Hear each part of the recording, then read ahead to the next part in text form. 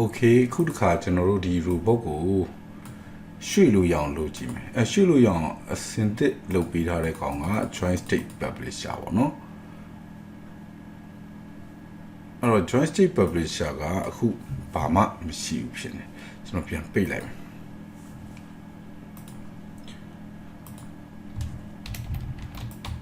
Control C ပြန်ရလိုက်တယ် VS Code ကိုပြန်ဖွင့်ရအောင်နော် VS Code မှာ visual ကဟိုကျွန်တော်တို့မှာခေါင်းကိုရွှေ့ခြင်းနဲ့ဆို head ပေါ့နော် head ကိုလိုက်ရှာကြည့်မယ် Control F HED head ဆိုတဲ့ link ကိုလိုက်ရှာကြည့်မယ်ပြီးတော့ join ကိုရှာကြည့်မယ်ဟာဒီမှာတော့ type က face ဖြစ်နေ face ဖြစ်ရင်ဘယ်လိုမှရွှေ့လို့ရမှာမဟုတ်အဲ့လိုပဲတခြား join နေရတယ်မှာ face ဖြစ်နေနော် face ဖြစ်တဲ့ join နေဒီရွှေ့လို့မရအောင်အသေးပေါ့နော် join အသေးလို့ပြောလို့ရတယ်အဲ့တော့တခြား join type တွေရှိပါသေးတယ်နော်အဲ့တခြား join type အတွက် URDF ကိုကြည့်အောင်အဲ့ URDF ကကျွန်တော်ဒီထည့်ပဲ copy ကူးလိုက်တော့နော် URDF က5 ထိပဲရှိတယ်နော်ကျွန်တော်6 7 8ကို copy ကူးလိုက်မယ်ဒီထဲကို paste ချကြည့်မယ်နော် okay ဒီမှာ paste ချလို့မရအောင်ဆိုတော့ copy ဟိုနဲ့က ROS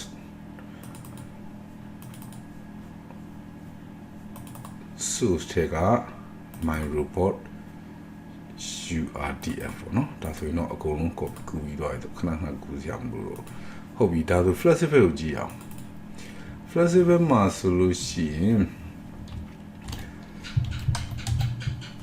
head join ကိုကျွန်တော်တို့ကြည့်မယ်ဆို continuous ဖြစ်သွားတယ်เนาะ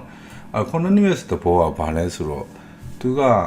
plus infinity ကနေ minus infinity ထိသူက rotate ဖြစ်လို့ရတာလှည့်လို့ရတာเนาะအဲ့လိုဟာမျိုးအဲ့လို join မျိုး continuous လို့ခေါ်တာပေါ့နောက်တော့ကဒီမှာ revolute ဆိုတဲ့ join ရှိတယ် revolute ကလည်း continuous နဲ့သဘောအတူတူပဲဒါပေမဲ့ revolute ကဘာလဲဆိုတော့သူကဟို plus infinity နဲ့ minus infinity မရအောင်သူမှာ join limit ရှိတယ်အဲ့ limit ကျော်လှည့်လို့မရအောင်အဲ့ဒါပဲเนาะပြီးတော့တခုပြောဖို့ကြံခဲ့တယ်အဲ့တော့ rotate ဖြစ်မဲ့ axis ကပဲ axis လဲ x y z เนาะဒီမှာ rotate ဖြစ်မဲ့ axis ကိုစီထားတယ်ဥပမာခုန head မှာဆိုရင်လဲ rotate ဖြစ်မဲ့ axis ဒီ x y z ပေါ့เนาะဒါ z axis မှာ rotate ဖြစ်မယ်လို့ပြောတာနောက်တစ်ခုရှိသေးတယ်နော် prismatic ဆိုတဲ့ကောင် prismatic ဆိုတာဒီကောင်ဘာပြောမလဲ linear ပေါ့နော်အရှိဆန့်ထွက်တာလဲတဲ့ join မဟုတ်ဒီကောင်က prismatic ပေါ့နော်ဟုတ်ပြီအဲ့တော့ဒီ URDF ကိုဒါဆိုရင်ကျွန်တော်တို့က movable ဖြစ်အောင်လို့လှုပ်ရှားနိုင်အောင်လို့ကျွန်တော်တို့ test ထဲမှာ property တွေရေးပြီးပြီပေါ့နော်တကယ်တော့ဒါတွေစိတ်ပူကြမလို့နော်ကိုရေးရမှာမဟုတ်ပုံဆွဲ software ကနေထွက်လာမယ်ကောင်ဒီမှာဟုတ်ပြီဒီတစ်ခါကျတော့06ပေါ့နော်06 flexible URDF เนาะ okay ဒါဆိုရင်ထွက်လာပြီအဲ translate publisher graphical user interface မှာဆိုဒီမှာကြည့်เนาะဒါဆိုရင်သူက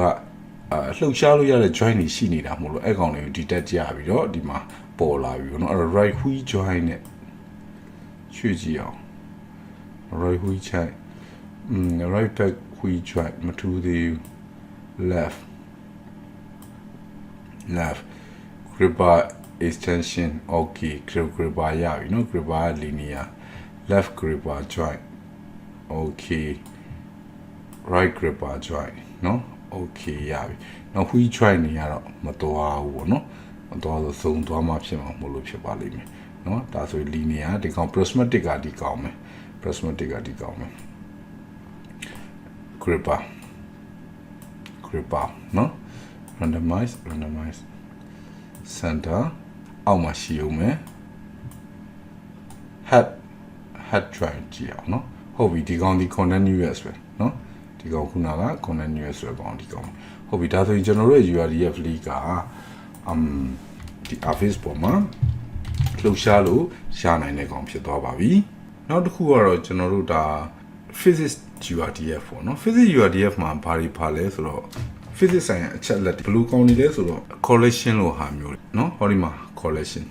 အဲ့တော့ visual ကတော့ကျွန်တော်တို့ visual ပေါ်ပြမှုတွေအတွက်သုံးတာပေါ့เนาะဒါပေမဲ့ collection ဆိုတဲ့ link တစ်ခုနဲ့တစ်ခုဘယ်လိုထိနေလဲဆိုတာ detect လုပ်ဖို့ကတော့ simulation မှာ collection test ရှိမှရမှာเนาะဒါ collection geometry box size 0.010เนาะဒါပဲ row page ရော xyz ပေါ့เนาะဒါ collect ဖြစ်နေတဲ့ element ပေါ့ဒီကောင်တွေမရှိရင် simulation မှာမှန်ကန်ကန်အလုပ်လုပ်နိုင်မှာမဟုတ်ပါဘူးအဲ့တော့ဒါတွေကလက်နဲ့ထည့်ဖို့ကလည်းအမတန်တော့ခက်ပါတယ်เนาะထည့်လို့ကိုမရပါဘူးပုံဆွဲ software နဲ့ဆွဲမှရတာပါเนาะဥပမာပြဟောတာမျိုးပေါ့เนาะဒီမှာဆိုလို့ရှိရင်initial property တွေရှိတယ် IAS ISY IAZ เนาะ ISY IYY စသဖြင့်ပေါ့เนาะဒါတွေကတော့ကျွန်တော်တို့ထည့်လို့မရအဲ့မှာသူ့မှာ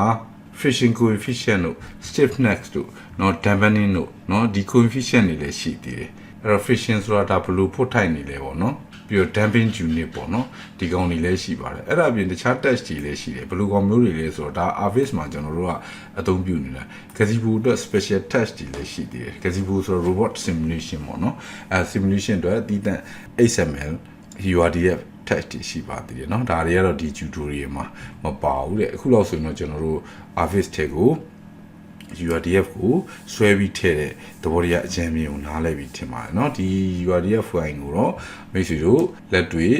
လိုက်ပြီးတော့ဆွဲစရာမလိုပါဘူး Okay next video တစ်ခုသွားအောင်မယ်